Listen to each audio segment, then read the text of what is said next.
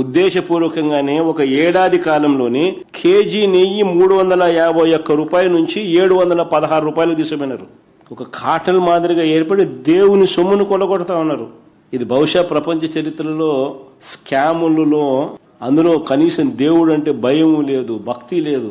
ఓ పక్క దుమారం రేపి మరో పక్క స్కాములు చేస్తా ఉన్నారు. ఇది వెరీ ఇంట్రెస్టింగ్. తిరుపతి హుండీలో డబ్బులు లెక్కించే పరకమని నుంచి ఏకంగా జనవరి 2025లో బుక్ అయిన కేసు చూస్తే, చంద్రబాబు హయాంలో మొన్న జనవరి 2025లో బుక్ అయిన కేసు చూస్తే ₹1 కోటి విలువైన బంగారాన్ని దొంగతనం చేసిన కేసు అది. చంద్రబాబు గారి హయాంలో ఘోరమైన ఈ తప్పు జరిగితే ఆ దొంగకు దగ్గరుండి బెయిల్ ఇప్పించినారు. మొత్తం కేసును నీరుగార్చే ప్రయత్నం చేశారు.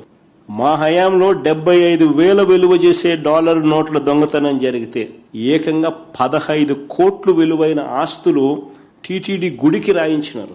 కానీ ఇవాళ ₹1 కోటి విలువ చేసే బంగారం చోరీ చేస్తే పట్టుపడిన ఆ వ్యక్తికి బెయిల్ ఇచ్చి పంపిస్తా ఉన్నారు. దానిని ఓ వైపున దాచిపెట్టి బయటికి రాకుండా, మరోవైపున సెప్టెంబర్ 2025లో చంద్రబాబు నాయుడు 2023లో జరిగిన పరకామణి కేసు 75,000 విలువ చేసే డాలర్ నోట్లు పట్టుబడి అక్కడ కూడా గుడికి మేలు జరుగుతూ 15 కోట్ల రూపాయల ఆస్తి టీటీడీకి రాయించిన దాన్ని తప్పుపడతాడు. జనవరి 2025 ఆయన హయాంలో జరిగింది దాచిపెట్టి. మే 15, 2024 ఈయన హయాంలోనే టెండర్లు ఖరారైనాయి. ఈయన ముఖ్యమంత్రి అయింది జూన్ 4. జూన్ 12వ తారీఖు ఈయన హయాంలోనే సప్లై మొదలుపెట్టినారు. ఈయన హయాంలోనే కొన్ని ట్యాంకర్లు టెస్టులు పాస్ అయినాయి. జూన్ నుంచి జూలై 4 దాకా 4 ట్యాంకర్లు టెస్టులు పాస్ అయినాయి. ఈయన హయాంలోనే జూలై 6, జూలై 8 సప్లై చేసిన మరో 4 ట్యాంకర్లు టెస్టులు ఫెయిల్ అయినాయి. ఈయన హయాంలోనే ఆ ఫెయిల్ అయిన అవే ట్యాంకర్లు మరుసటి నెల ఆగస్టు, సెప్టెంబర్లో మళ్ళీ తిరిగి టీటీడీకి వచ్చినాయి వేరే కంపెనీ పేరుతో. వచ్చిన వాటిని టీటీడీ అనుమతి ఇచ్చింది.